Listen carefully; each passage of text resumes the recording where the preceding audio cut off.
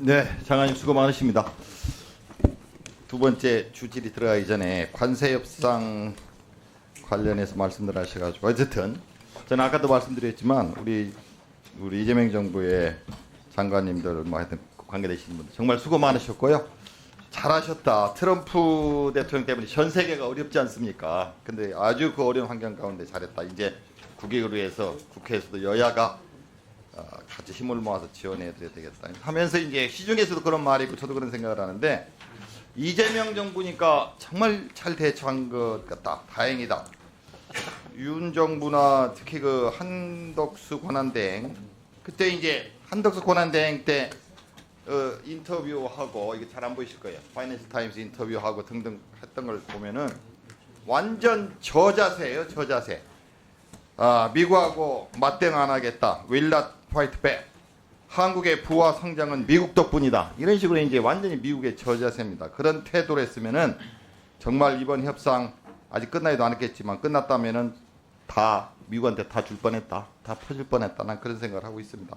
어려운 여건 속에서 정말 잘했어요. 그렇지만 앞으로 계속 국민 앞에 겸손하지만 섬세하게 잘 좀 자신감 있게 대처해 주시길 바라고요.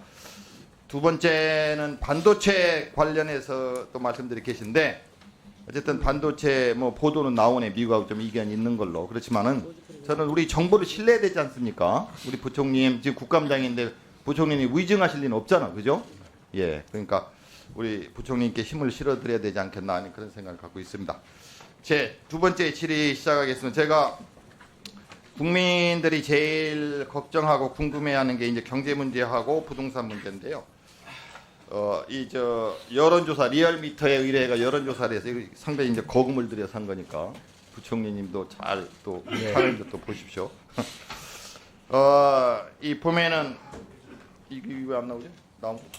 이 국민들이 제일 걱정하는 게 이제 식품, 식비, 생필품이 제일 이거 이제 인플레이션이죠. 가장 경제 그 걱정하는 것들이고 소득 일자리 불안이 그 두 번째, 대출 이자가 세 번째. 이렇게 됩니다. 생활비 부담은 주로 이제 경기, 인천, 수도권에서 많이 나타나고 있고 최우선 필요한 경제 정책은 부동산보다도 이 전국적인 데이터인데 물가 안정으로 나옵니다. 특히 이제 40대 이제 그 비수도권에서 더 높게 나타나고 있고 부동산 문제는 젊은 층들이 많이 나타나고 있고 집값 양극화 이게 또 심각한데 보면은 이게 매우 심각하다, 다소 심각하다. 어쨌든 심각하다. 집값의 양극화가 심각하다라고 느끼는 국민들이 90%예요. 거의. 정말 특히 이제 청년층은 내 집 갖기가 거의 불가능한 거 아니냐 이런 불안감들을 갖고 있습니다. 그럼 국민이 보는 집값 앞으로 어떻게 될 것 같으냐? 올라갈 것 같다. 크게 오를 것이다. 15.6%, 다소 오를 거 25.4%, 오를 것 같다가 서울 같은 경우는 62.4%, 경기 이천 46.3%. 이게 이제 참 문제입니다. 이게 집값 오를 것 같다는 심리 그게 굉장히 중요한데 그 마음 심리를 잡아야 되거든요. 그 기대 심리. 그리고 하여튼 그걸 좀 참조하시고 그럼 집값 안정을 위한 우선순위 가장 중요한 게 전국적인 데이터니까 지방 일자리 확충, 부동산 투기 억제, 세금 강화. 세 번째가 공급 확대 이렇게 나옵니다. 좀 참고로 해서 보시고요. 특히 보면은 세금 억제 투기 억제 세금 강화 이게 40대 60대 경기 인천에서 굉장히 높게 나오고 있습니다. 그러다 보니까 이제 금리에 관해서는 금리를 올려야 된다, 내려야 된다. 경기 활성화를 위해서 50대에서 아주 많이 나타나고 있고요. 올려야 한다는 젊은 층에서 특히 많이 나타나고 있습니다. 이걸 참고하시고요. 제가 네. 집값 문제에 관해서 일단은 우리 부총리님이 이제 국민들이 걱정하니까 물가, 생활 물가 이제 그 우리 일반 그 통계 잡히는 것보다도 국민들이 느끼는 생활 물가가 더 심각해요. 네. 그 감안하시고요.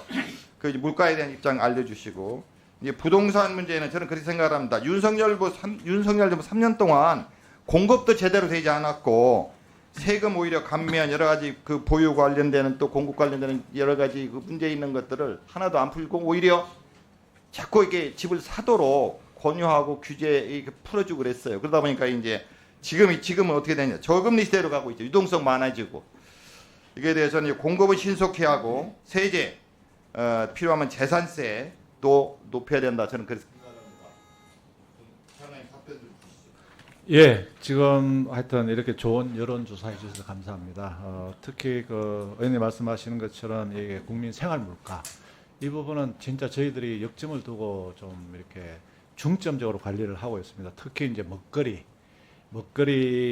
업종에 대해서는 특히 농축수산물 이거는 뭐 수급 안정이라든지 저희들이 필요하면 해외에서 뭐 좀 할당 관세 이런 부분을 통해서 또 해외에서 들어오기도 하고 그다음에 할인 지원 뭐 이런 총체적인 걸 통해서 먹거리 그 물가를 관리하겠다는 말씀을 드리고 생계비 같은 경우도 뭐 식비라든지 교통비라든지 통신비라든지 에너지비라든지 주거비라든지 굉장히 이게 어렵습니다. 그래서 저희들이 정부 지원으로 해줄 수 있는 부분은 특히 이제 저소득 가게를 중심으로 해서 최대한 좀 지원하겠다는 말씀을 드리겠습니다. 사실 부동산 같은 경우는 가장 그 중요한 정답이 이제 공급을 확대하는 겁니다. 공급이라는 게 근데 저희들이 물론 뭐 공급을 대폭 확대하겠습니다만 이 공급이 어느 정도 준비가 되지 않으면 또 공급 확대하는데 애로가 있겠습니다만 현재 저희들은 135만 호하고 이제 이 서울이 저 가장 그 핫하니까 그래서 거기는 33만 호 정도 해서 한 6만 원 내지 8만 원을 향후에 이렇게 공급하려고 하고 있고 이게 목표만 돼서는 안 됩니다. 그래서 그 구역별로 뭐 어떻게 하는지 일일이 그 좀 담당자들이 좀 붙어서 국토부하고 저희들하고 또 관련된 부처가 합동을 해서 여기서 뭐가 문제였으면 어떻게 풀어줄 것이냐, 뭘 하기 위해서 어떻게 할 것이냐, 또 신규 또 택지가 있으면은 그 부처하고 또 관계부처 협의도 하는 등 총체적인 노력을 다해서 물가 안정, 그다음에 주택 공급 확대를 하여튼 제1번의 정책 과제를 두고 하겠다는 말씀을 드리겠습니다. 잘해주시고 대신 네. 차라리 정교하게 네, 네. 지역별로 네. 세대별로 네. 정교한 부동산 대책을 세우시고 네, 감사합니다. 네, 감사합니다. 네, 수고하셨습니다. 다음은 더불어민주당 진성준 의원님 질의해 주시기 바랍니다.